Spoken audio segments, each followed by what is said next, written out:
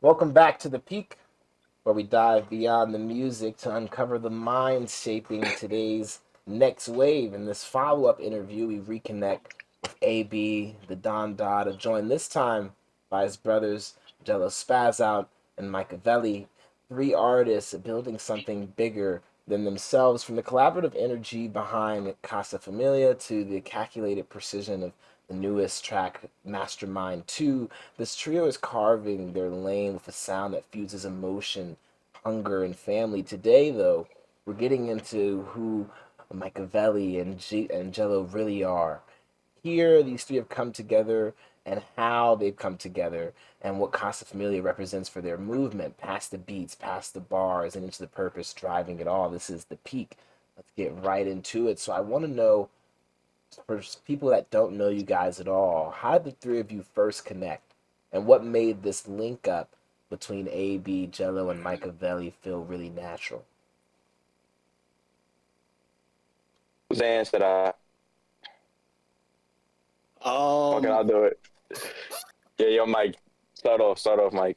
basically, me and Nick first met when we were in high school. I went to his school for, a year and a half, and then I bounced out. I moved out to Pennsylvania, and Jello was Nick's little cousin. So, I kind of met Jello through Nick in a sense, and we all kind of had the same idea that we both really messed with music and we wanted to see where we could take things and I started producing and different things like that, and we just started kind of meshing our styles together and see where we could make each other better.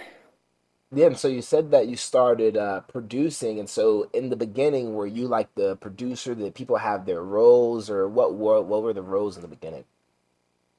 So actually, in the beginning, when me and Nick first started doing things, it was more just like as Nick said, like he was doing a lot of freestyle and whatever.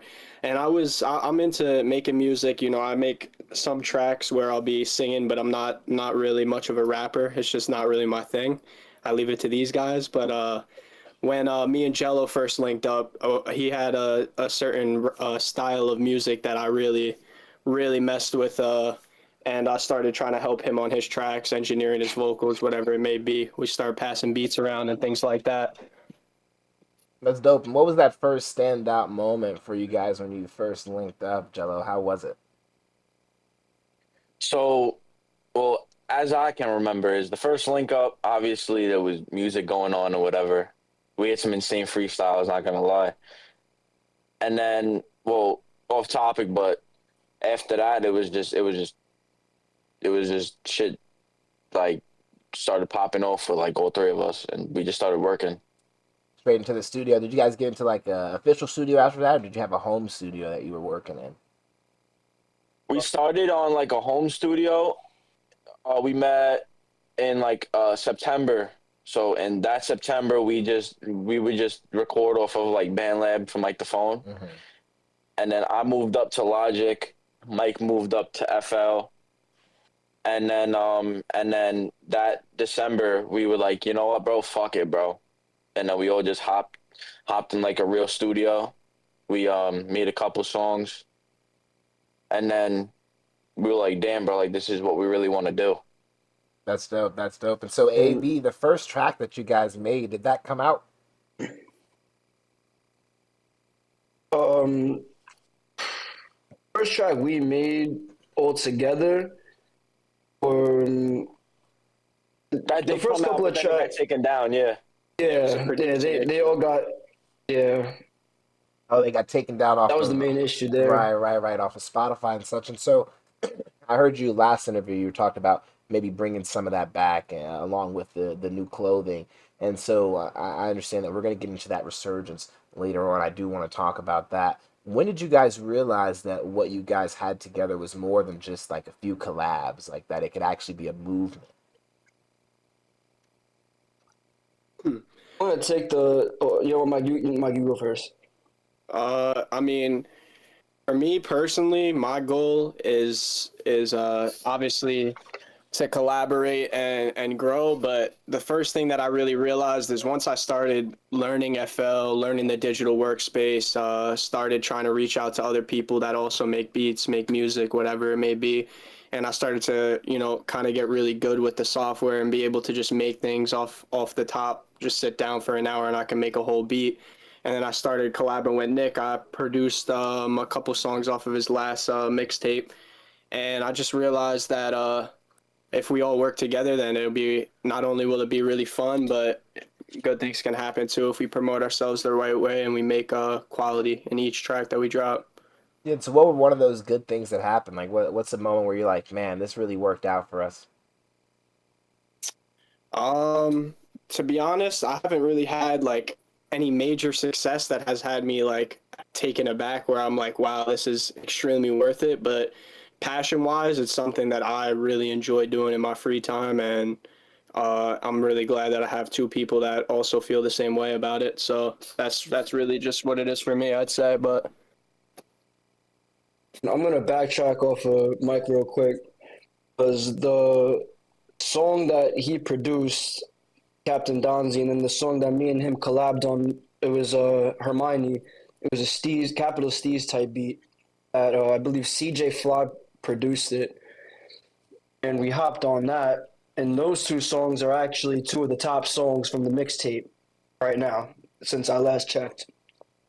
And I believe that with that provides a lot of context for what people expect to see coming next. Yeah, dope. I can't wait to see what's coming next. I wish I could incorporate a freestyle session. I feel like I'm gonna have to get that Yeah. somewhere into these Yeah, we interviews, could right? definitely make Right, that with some happen. type of artist, right? Or maybe I could do something where I release a collaboration with all the artists that we've worked with as far as the interviews, because I don't have a lot of music with them, and I feel like it'd be dope to get music with all three of you guys. And so, of course, we talked about your roles within the group and the dynamic of the sound. I want to get into some of the more individual perspectives there. And so, Jello, your sound, I feel like your aura on the pages as well is really nostalgic, but it gives Mhm. that modern energy as well. And so, how does that influence the chemistry when you're in the studio with AB and Machiavelli? Do you ever have like who are your influences that you pull from when you're in the studio with them? I mean, starting off early, but like with like AB's type shit, like I was really influenced to like Biggie, Tupac, Eminem, like Mobb Deep and them. So that's how I really got into music when I was like younger, like maybe 2 or 3 years old, because like my parents and like people that were like family to me that were like always near me, they would always play that type of shit. And then once I got older, around like 9 or 10, I just started hearing like Future and Thug and Uzi, and then coming up a little later, like Yeet and like all of them. And then I was like, damn, like this shit's fire, and I can really do this. So, well, little type of story. So I hopped on like a little Trippy Red type beat at first, made a song. I showed it to everybody. They thought it was cool. So once I knew that I had like love and support about it, I was like, yeah, this is like the sound that I really want to do. And then when I step into the studio, I'm like in my zone and I'm ready. Like like those four walls and that microphone with those headphones. It just makes me into like a whole different person, kind of. Yeah, no, I definitely understand. I understand how it can be when you get into the studio. Do you write your songs before you get in there, or is it more freestyle? Everything comes from the top of the head. Like obviously, there's been some times where like I would come up with stuff and I didn't want to forget it, so I'd write it down, you know. Hmm. And then when I have like a little brain fog, I just go into my notes and find like a line, and then after I hit that line, something will pop into my head, and I'll be like, "Oh, this is what I'm gonna do after that line," and then I would just go. Yeah, that's dope. I feel like that's a good way to get that real pure sound, and I feel like that's exactly what you have. And so moving on to Machiavelli, I feel like when we go through the socials, when we go through your presence on the even the major music platforms like Spotify and such. It looks like you're a newer face that a lot of people still need to get familiar with, but I feel like a part of that comes with filling out some of the forms that are like those social, the pages where it comes to, your pictures on there, your descriptions on there, and that type of stuff. And so is that a step that you are looking forward to taking? And how are you going to paint yourself? Because right now you've got an empty canvas to do so. Yeah, I agree. Yeah, I definitely need to the thing about me with the social media as well, I look at it more as like I need to start branching out and really, you know, make myself more appealing on those platforms, I guess you could say. But I look at these things as like my Instagram, for example. I really only accept my close friends. I should probably unprivate myself and promote some of my music. But I do post on TikTok. A couple of my beats have a good couple thousand views, whatever. I post on YouTube as well. I got my cousin helping me out whenever I make a beat and I really like it. I'll just post it on Shout out YouTube and try Cormac. to, yeah, shout out Cormac. And I keep the same title for all of them, really, to try to get the viewers to continuously react to my content. But as far as making a name for myself, I'm going to continue working with these guys. And I produced a track on Jello's latest drop. I produced a couple tracks for Nick. And I plan on working with other artists too. I do reach out and things like that, but it is hard when you're obviously starting off, you could say. I mean, I've been making beats for quite like a decent bit of time now, but I haven't really landed any heavy placements yet, but I'm looking forward to do so. He's the unemployed bull. The fuck is you talking about? Yeah, no, I think that those placements are gonna come really soon for you if you continue to put yourself out there and you continue to do things like this, showcasing exactly who you are because you strike me as like a person who you talk like a producer, you talk like you understand multiple layers behind just the song itself, right? And I feel like that is really going to connect with people well if you give them a chance to connect with you. So definitely go fill those pages out. Things like Instagram and the Spotify and all that stuff, because that's going to be some of the first places that people land, when they look up your name and stuff. And I feel like, surrounding yourself with people like AB, is going to really assist you. Surrounding yourself with people like Spaz Out's really going to assist you with, getting that image out there because they're really good at doing it. You go to their pages and I feel like it's very full. They have a lot of history there, and that allows the listener to kind of get a different type of listen. They listen to your song and then they're like, okay. Then they go to your page and they see everything, and then they listen again. They're like, man, now it kind of makes a lot more sense. And so I feel like adding that depth would be great. And so AB, from working solo to now crafting these joint projects here, what has been the biggest adjustment creatively? To be quite honest with you, I would say the only adjustment is, I mean, I wouldn't say that. Let me rethink what I'm about to say. Because at first, I really wasn't a team player. I don't really like to work in groups. It's not my thing. Sometimes I do. It depends. But when it comes to these guys right here, I mean, we share a different type of bond, and it makes it a lot easier. And when we collab on a project or even just one song, a mixtape, whatever it may be, even if it's the clothing or just some other form of artwork, it's like three minds combined into one, if you know what I mean. We all bring options to the table. We all put in something that we think would suit best for the project or whatever we're doing. And from there, it it really, I wouldn't say it was an adjustment. It was more like an upgrade. Yeah, yeah, no, I feel like that's definitely a good word to describe it, an upgrade. I feel like that's how I feel when I work with some of my favorite people to work with as well. I can tell you guys have that real family essence, and I feel that when I listen to, the two volumes on Casa Familia, that feels like that exact same statement. And so Spaz Out, what would you say is the meaning behind that project? You have a lot of features on there. What message were you guys trying to send? So do that project. Obviously, like I give thanks to the people around me, as AB said. So from tracks of AB by himself and me helping mix and master and Michael trying to make beats for it and both of us featuring on it like Mastermind and all that. I mean, I would say that type of definition, if you're really in that zone, is just hard work and just love, bro. Like that's all you could really do. And listen, even though there's some love hate type of shit going on in not even just rap, but like music as a whole, you just have to take the people closest to you that really want it and put it all together. Yeah, I feel like that's important right now, and there's so much turmoil going on. Just like you said, I feel like that creative process of making Casa Familia, how did that differ from Mastermind 2? Oh, so the whole project, as I was working on it, obviously, like we had a whole plan. Some songs made the cut, some songs did it, but as a whole, in that past what 8 9 months, right? Around, yeah. It was just it was just like so we were like experimenting basically. So once we once we mixed certain shit together and it just went off, then we were like, fuck it, bro, this is what we're gonna stick to. Yeah, and I feel like sometimes Mm, it's better to stick to it, you know? AB, continue. I'm a backtrack on that real quick for him. Um, and coming to the point where you said,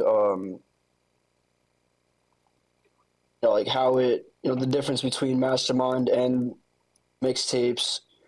It was for me. I was gonna say it's mainly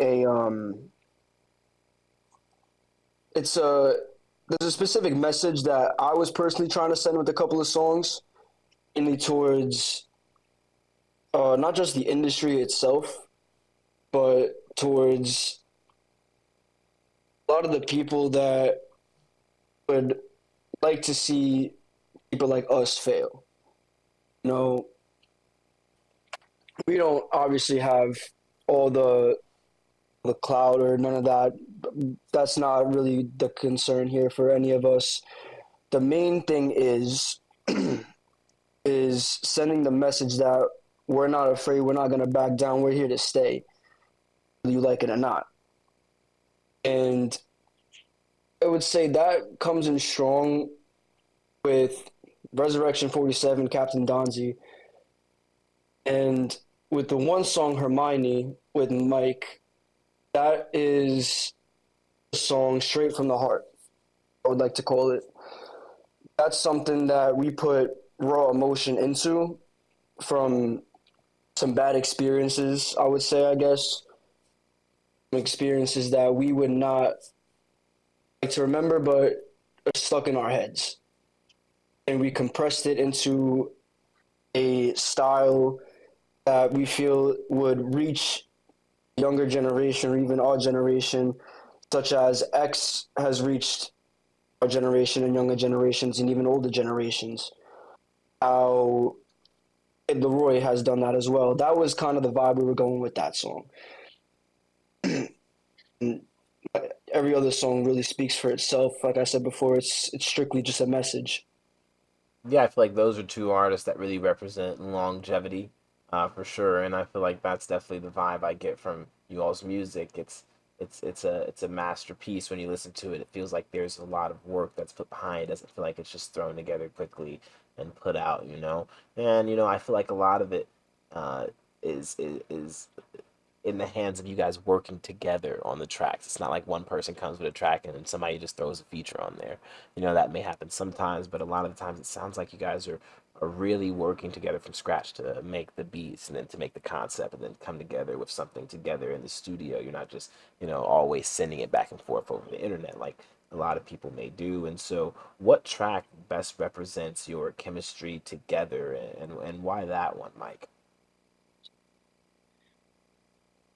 I'd say definitely Hermione for me and Nick. I made that track like that was before I had access to That took 2 years, no? yeah, but it Yeah, was that was a before I long had time ago. FL. The quality was just like pissing me off for a while because I was trying to like figure out how to mix it up better in BandLab at the time, and then I realized after I recorded my verse on that song, I sent it over to Nick because I knew he would appreciate that beat, and he hopped on it, and I really liked the way it sounded. And as for Jello, we have this track. We didn't release it yet, but it's called Margella. We made it. We made it on his setup, and that song just me and Jello were going in, and it's two completely different styles. But I feel like those are two songs that really represent Nick, me, and Jello and me. I feel they're two of my favorite songs we've made. Yeah, that's dope. Do you guys have any other standout ones that you guys want to name? A, B, Spaz?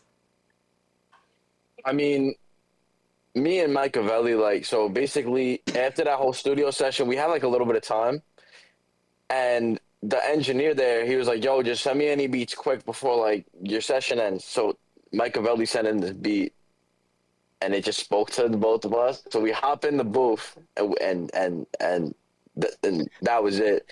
And then me and Machiavelli and AB linked up at AB's crib, and we were just fucking around, whatever. And me and Machiavelli actually made a song called Donald Trump off of our phone, and it's fire. And then that one just spoke to me, honestly. And well, on to AB. Me and AB, we obviously have Mastermind 1, 2. 3 could be possibly made in the future. Um, and then yeah, I mean, those are really Oh all. yeah, actually, I forgot All one more the to add too. Is the I had a Pink Panther sample, and Oh yeah, that I one. sent it over to Jello, and we were going crazy on that one too. But honestly, me and Jello have so much music in the vault that we just have yet to release. What about But Drug Addict though? oh, Drug Addict too. It's just the thing about me is if I get a song and That's I all three of record, us. it's like yeah, I gotta like I make sure I try to make. I'm like a perfectionist with it sometimes, a little bit too much, where I won't release anything for so long because I want to perfect everything to how I want it to sound perfectly, and then it's just a whole process with myself. Yeah, so speaking on, how it sounds and how we achieve that sound, you guys speak about using some of those samples. I know, in this day and age, sampling can be a tricky game because of where you can put the music out and such. And so talk to me about how that affects the studio sessions for you all. Do you tend to just lean away from it totally, or is there a lot of songs, even right now, that you're making that have those samples that maybe go out on places like SoundCloud and such? I mean, like, there's like a Well, couple songs, like, so there's a difference. There's a couple songs that we sampled. There's a couple songs that we chopped up. So the ones that we chopped up, we obviously work on them, and same as the ones that have samples, but we really do like our big time research. Like, so then something that we don't want to happen happens. try to avoid the legal issues as much as possible. Yeah. Unfortunately, sometimes they'll strike us, they'll stab us in the back, but we always bounce back. We always find a way around it. We Yeah, I just gotta be agree. smart with it.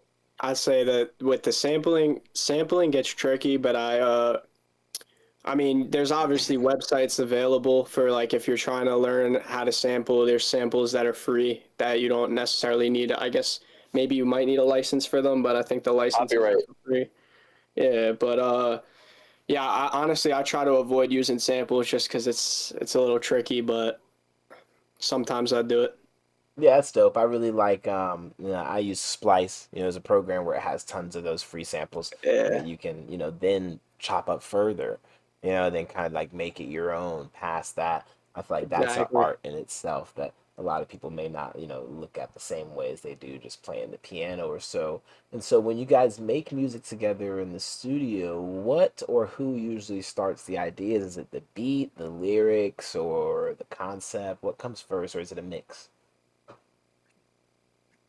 That's a good question. Yeah. So from my experience, I would say it's kind of a mix because like some songs it'll be like, oh, Mike has an idea or I have an idea or AB has an idea, but most of the time, Mike is always on the beats because we trust him with that.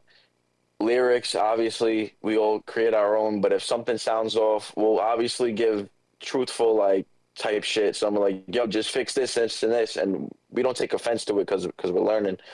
But I usually start all of the tracks because I just like let them be like, yo, just Except let for me do my Margello. thing. Except for Nah, Margello and the and other and there's something I can't. Hey, you got to give me credit where credit's due. I'm no, not even rapping like word. that, but I came in hard on both of those intros. He did. But as I was saying to add on, like I would just let them butt off, and if like as like a version one, and then after that we would just fix it, fix the order, fix the flow, fix the way that the beat comes in, fix everything. Like we really take time on this. Like we don't need 1 or 2 hours. Like obviously, like it's good to have certain amount of times and certain amount of money, but like we actually want our craft to be like perfected. So we could turn a song that was made in an hour and a half to a song that could be made in 3 4 years, just like Hermione was made. Right, yeah, I understand how when you're in the studio, spaz out the way that you make the lyrics and stuff. That's the same way I do it a lot of the times. It's easy to just hop on the track and be the first one on the track, so that comes naturally. And so I wanted to Yeah. ask on top of that, AB, do you write the lyrics or like are you writing it before you get to the studio or do you get there in freestyle as well? So for me, like I said before on our previous interview, it really does depend. I like to listen to the beat for a couple of days Mhm. beforehand. I like to freestyle a couple of things out, and then I like to write those down. And then I'll go back and forth, seeing what fits where, what doesn't work, what works. And from there, that's where I start really. I answer your question specifically. I like to write. When the time comes to freestyle, I will freestyle it. But if I don't like it, or let's say I don't like certain parts, I will write down what I do like, take out what I don't like, and then go backtrack off of that. Not really. I mean, I like to freestyle, but I don't really like to release freestyles because they sound broken up. They sound choppy. It doesn't sound right. I want to make sure, like Jello said, is perfected. Yeah, that makes sense. So Mike, do you write a lot or do you freestyle? For me, when I make if I do record on like my vocals on any beat, usually what'll happen is if I'm making a beat and I just think it's too fire and I just wanna go on it, I'll usually write though. Like I'm not really that into the freestyling because like if I feel like I just make a better song when I sit back and I really think about what I'm saying. And but there'll be times where I'll write and then part of it I'll just go off what I already have written in freestyle. I find that to be a little easy.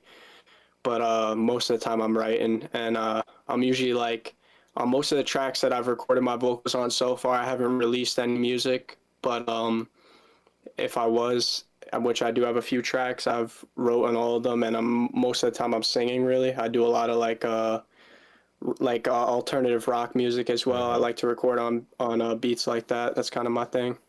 No, that's dope. That's dope. And so that alternative rock music, do you plan on maybe releasing a project like that coming up?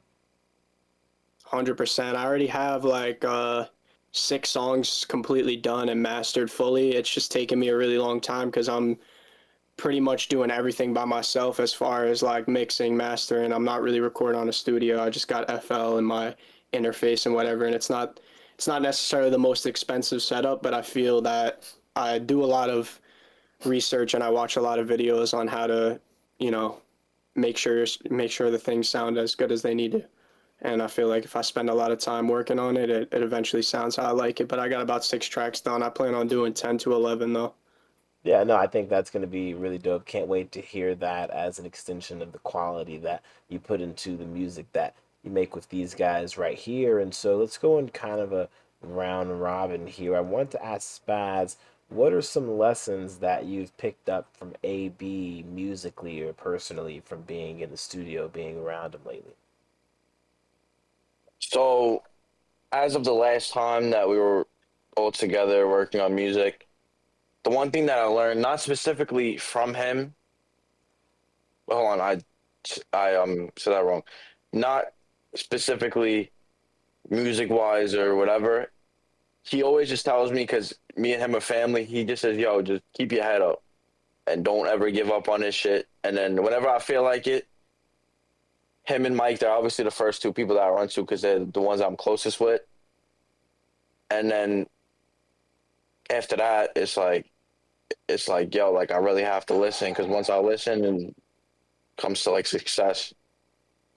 Yeah, I think that's exactly how it works. When you listen, that's when the good things come. So I feel like you have to have good people around you, which you do.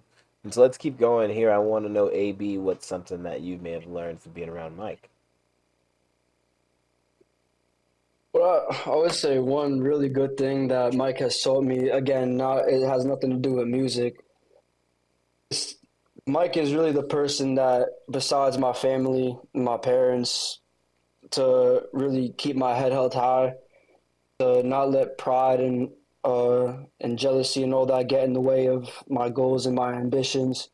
To really keep a positive mindset in this life as well. Um, there was a we've spoken about this before. There was a rough time in my life, and between my family, Jello, and Mike, that's like that was the rock that held me. Besides God first for real. Um, I was always a very religious person, and whenever I'm in the gutter, I'll pray, say a quick prayer here and there, and I'll go to these guys. Um, I feel like God really put them in my life for a specific reason, and that is to be the inspiration that they were to me, in a sense. Yeah, I feel like that's the important part about having a collective around you. Again, the same thing I was just saying to Spaz there. And so I want to continue there just to wrap it up. Mike, what's one thing that you've learned musically or personally there from being around Spaz? Uh, um, well, I'll say musically, he honestly was probably one of the first people that really inspired me to continue with producing. Because honestly, at first with the whole music thing, I like you have to make money at the end of the day. You have to work. You have to go to school. You got to take care of business, whatever it may be that you're doing.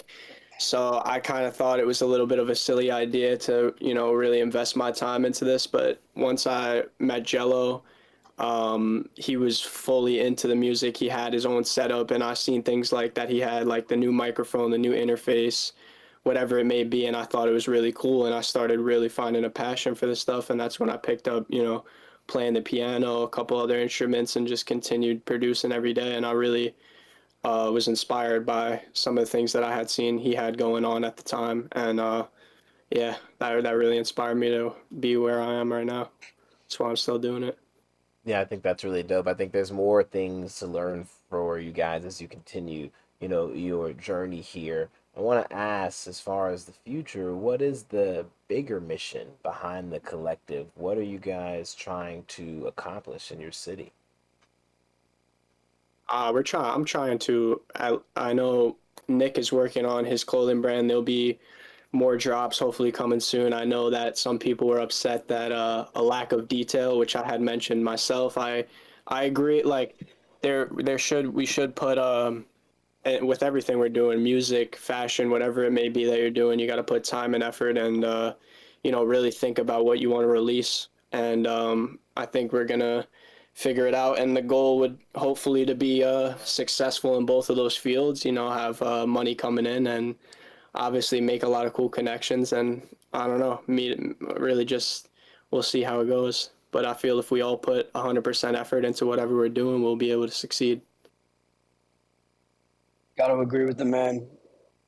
Yeah, I feel like, I can see Yeah, that bro. definitely coming to fruition for you guys. I feel like, it's a name. It's gonna be a household name when you guys really put your foot behind it because I can see the passion that you all have individually, and when you put those things together, it only exponentially grows. Then there's three of you.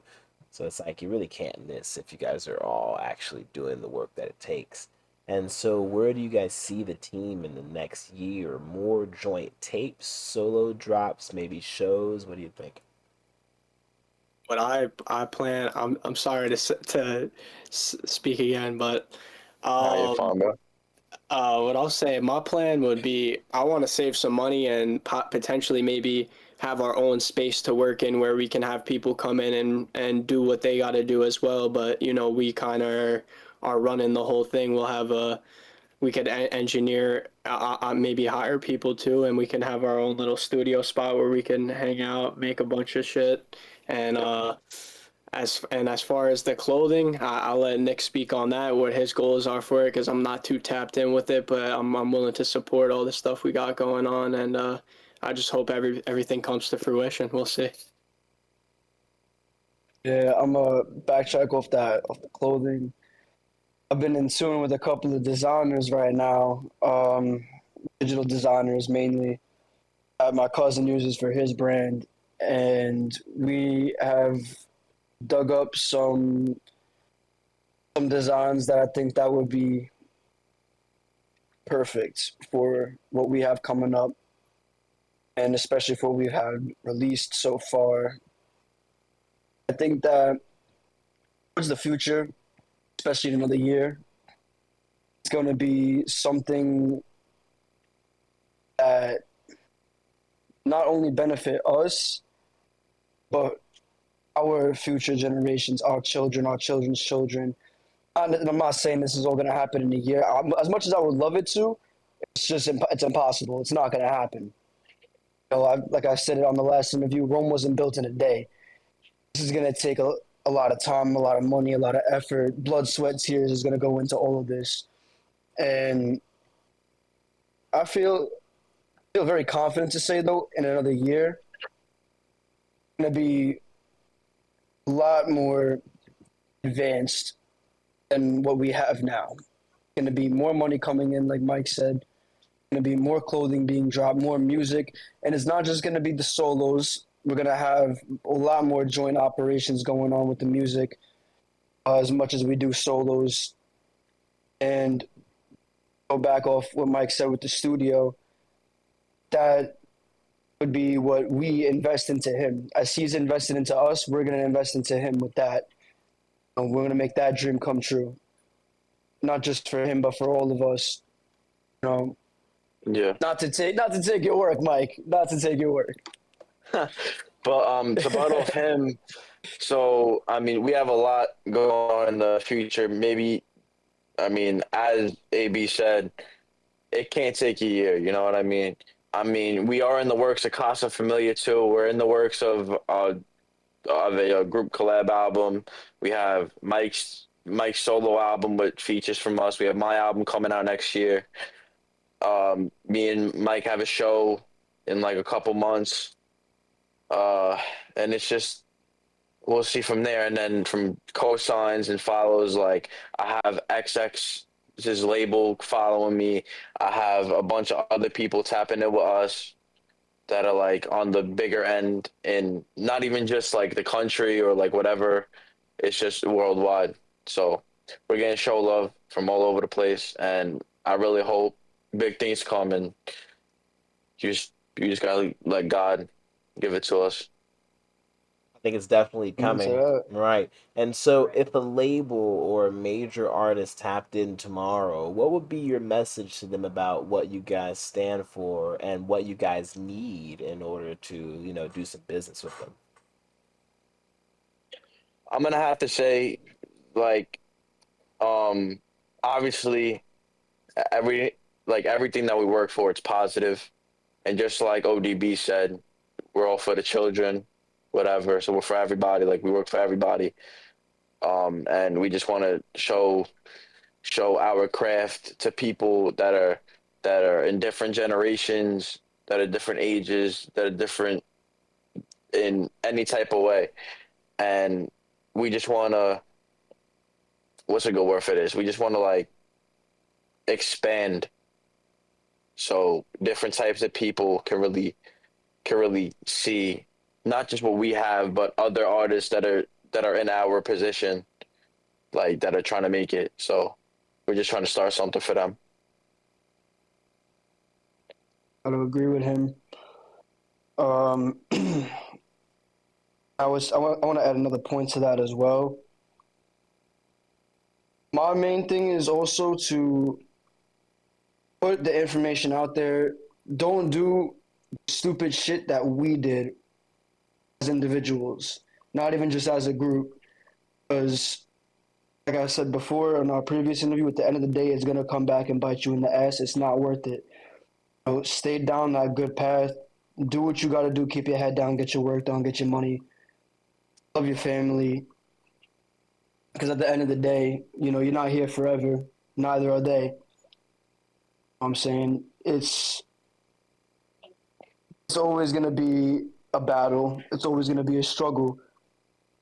But you keep your faith right. You keep your family close, but also keep your enemies closer. Yeah, I think those are really important lessons to, stand on when those type of people come around you that may have offers for you and such. And so I want to ask Mike, what would you need from the label in order to work with them? What could they supply you with in order to that you think would really help you all to the next level? Me personally, being the fact that we don't have like a crazy collection of things that have dropped with major success at this point.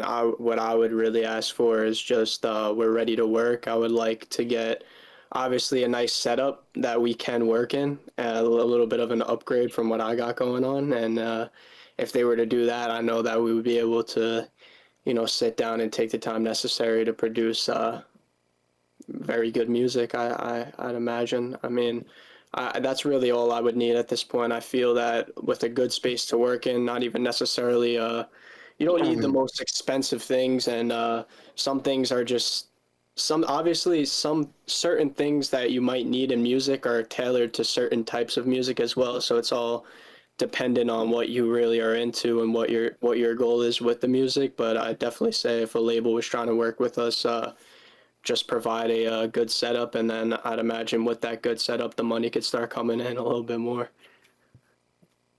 Right, definitely. No, I feel like that's just one small piece of what they could offer you, and I feel like adding that to the list is very important, especially as the thing that comes up front. A lot of people they sign with the labels, and they end up spending a lot of their budget going to other studios instead of making their own studio. Super, super smart for you guys to have that mindset already. I feel like that type of mindset, along with what I've gotten from the conversation today, is why you guys will continue to go really far. In closing, do you guys want to shout anyone out that's not here right now with you? Shout out Let me go Cormac. first. Yeah. So, Mike, you can start. Shout out Cormac. Shout out the hero. That's it, Cormac. I'm gonna have to say, shout out my boy Crash Out. Shout out Cole. Cole, he's a he's a real one. I'm gonna have to shout out TG, K Cole. I'm gonna have to shout out Noah. OG Nick makes a lot of the beats, and then Yo, son shouting out the whole country over here. I'm gonna, I'm gonna have to shout out Chop. Feel me? Chop. We gotta shout out Chop. Yeah, shout out SB Shout out, Swab. shout out SB Swab, bro. We love you, bro. Yo, I'm a shout out Furrow Balls up in Alfred. Yo, my Alfred Stepper. Shout out, brother. All right, Matt that's and it, Pat. bro. Matt and Yeah, Pat. That's it. All right, AB, you win. Uh, shout out SB, bro. Shout out Mooney. Shout out Mooney. Shout out Mooney too. Shout out Mooney, bro. We love you, bro. Fucking 8th Street killer right there. 8th Avenue monster. Yeah. Yeah, bro. That's really it. I mean, I've shouted out who I wanted to in my previous interviews. Shout out to the family. Love y'all. Wouldn't be here without y'all. Shout out all the homies. Shout out yo shit though. Shout out Get Clip Barber Lounge. That's my boy Jake. Yeah, shout out Best Jake. haircuts. They got him, all his boys out there. Chris, Mike, Dylan. They all give some fire ass haircuts. You're in New York. You're in New Jersey. Go check them out. They're on Staten Island. Like I said, best haircuts you'll ever get in your life. Shout out my twin sister too. Shout out Lil Uzi too. All right, cut it right there. Oh yeah, I said no more shout outs. No more shout outs. We shouted out a whole tribe, bro. Yeah, No, bro. it's Like we're shouting out important. the whole fucking Minnesota Vikings, Shouting bro. out We the gotta whole stop. yeah, Important. bro. That's The whole important. fucking East Coast of fucking people. It's super important to bring those people on the journey with you. I want to thank you guys for coming out to speak here with us today on the peak. We've climbed up another amazing conversation with AB, the Don Dada, bringing along Jello Spaz out, as well as Machiavelli in the building. Make sure you guys follow those guys on all the platforms, as well as all the music platforms as well. Specifically, they've got new music coming out soon. Collaborations between all three of them are on the horizon. We had an amazing time talking with you guys today, and I just want to say thank you so much for coming through, and we'll see you guys next time. All right. Absolutely. Thank you All right, so catch much, you, man. bro. Salute, bro. All right, guys.